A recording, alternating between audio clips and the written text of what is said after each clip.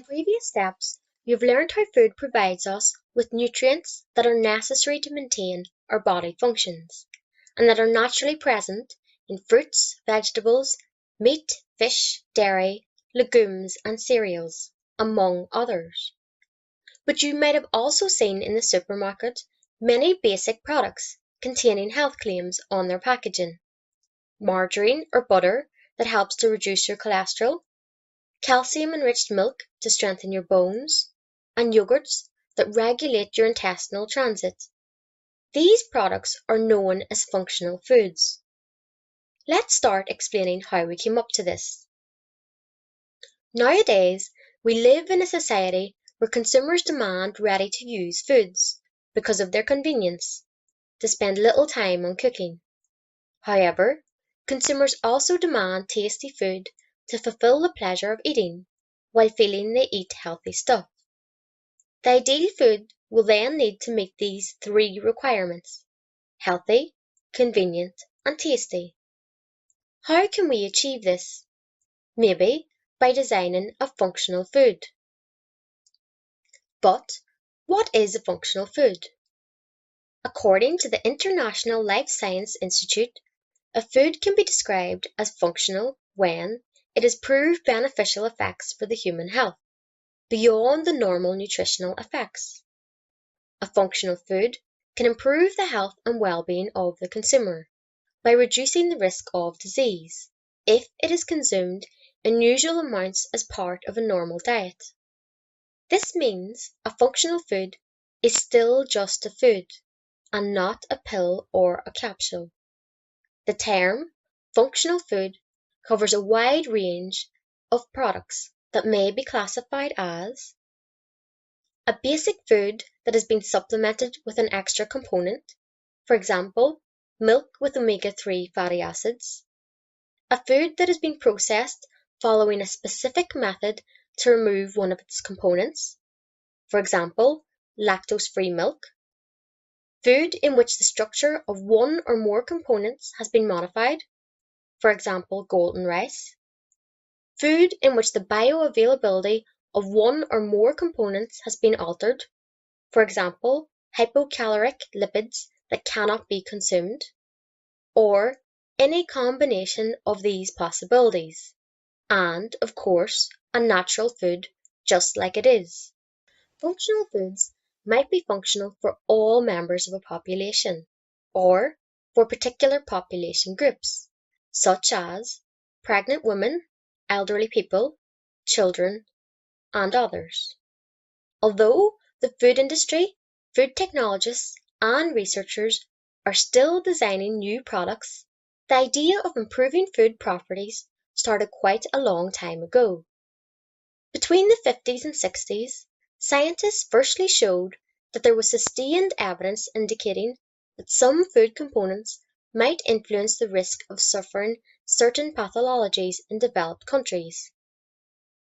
The first reference to functional food concept started in the 80s in Japan, where the Japanese government launched a new food category, food for specified health use. Later on, in 1994, the US government asked the Food and Drug Administration to regulate the use and production of functional foods. A few years later, the European Commission launched the aforementioned definition of functional food. But it was not until 2006 when the European Parliament approved the current regulation on nutritional and health claims made on foods. There are a number of food ingredients that have been used to design functional foods. The most widely used are vitamins and minerals, phenolic compounds, functional lipids, probiotics, prebiotics, and dietary fiber. Among vitamins, the most remarkable are those with antioxidant function, such as vitamin A, C, and E. Those related to the calcium metabolism and absorption, vitamins D and K, and those related with neural tube development in the fetus, vitamin B9. The minerals most widely used to design functional foods are calcium, due to its relationship with bone formation, potassium, and iron. Phenolic compounds are found in higher plants, and their main function is antioxidant, which means that they can prevent cell damage due to oxidation. Their main health benefits are a decreased rate of non-communicable chronic diseases such as atherosclerosis and the prevention of certain types of tumor. Some examples of food containing phenolic compounds are green tea, citrus fruits, red fruits, and soya bean. Omega-3 fatty acids are functional lipids, often used as a functional ingredient. They are called like this because of the double bond present 3 carbon atoms away from the terminal carboxylic group. Functional lipids have been proved to benefit several body functions and prevent health problems. They have anti-inflammatory activity, improve the cardiovascular system, the neural development during pregnancy, lactation and childhood, and the vision development in breastfeeding infants. Phytoesterols and phytostanols are also functional lipids present in plants. They are thought to have a cholesterol-lowering effect and are usually present in small amounts in seeds and legumes. Probiotics are defined as live microorganisms, mostly bacteria, which, when taken in adequate amounts, confer a health benefit. Some bacteria strains, some yeasts and molds are able to survive in the gut, are used as functional ingredients, and often added to foods such as dairy products. To be considered as a probiotic, a microorganism has to meet some requirements. It must be also present in human intestinal microbiota. It cannot be pathogenic or toxic. It has to survive after stomach and intestinal digestion.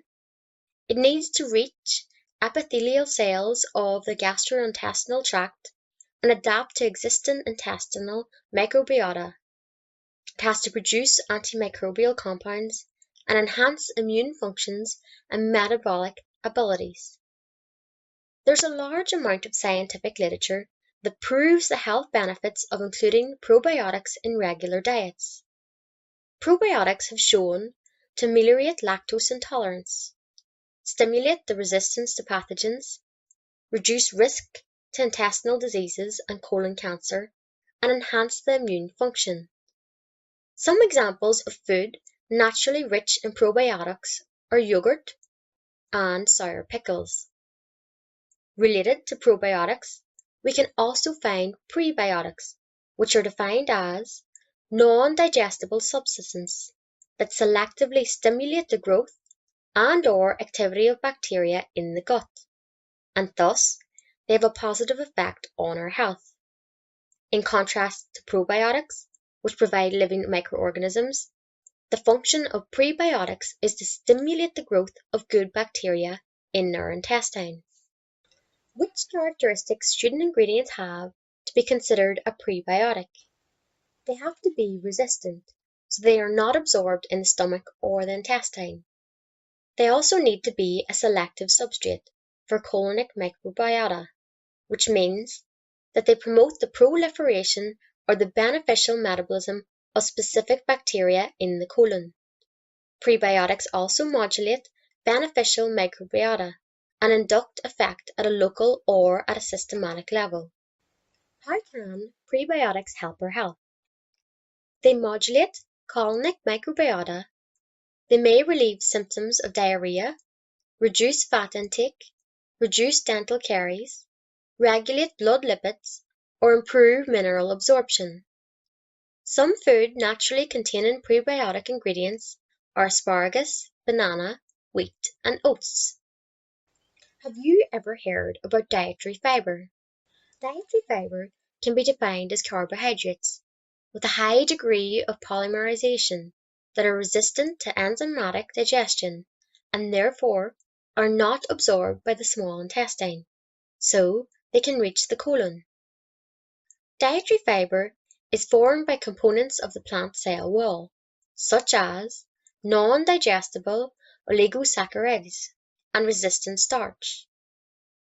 Including certain amounts of dietary fiber in our diet can help us to reduce caloric intake by promoting satiety, regulating the colon function, stimulating the immune system and intestinal barrier function, reducing the level of cholesterol in the blood, attenuate blood glucose or decrease the risk of suffering from colon cancer. Some examples of food naturally rich in dietary fiber are whole grain cereals, nuts, beans or chickpeas. Now you know what a functional food is, which functional ingredients are often used to develop functional foods, and some of their health promoting effects. Including functional foods in your diet might have a number of beneficial effects, but it's important to highlight that they have to be consumed as a complement, but never as a replacement of a varied and balanced diet and a healthy lifestyle.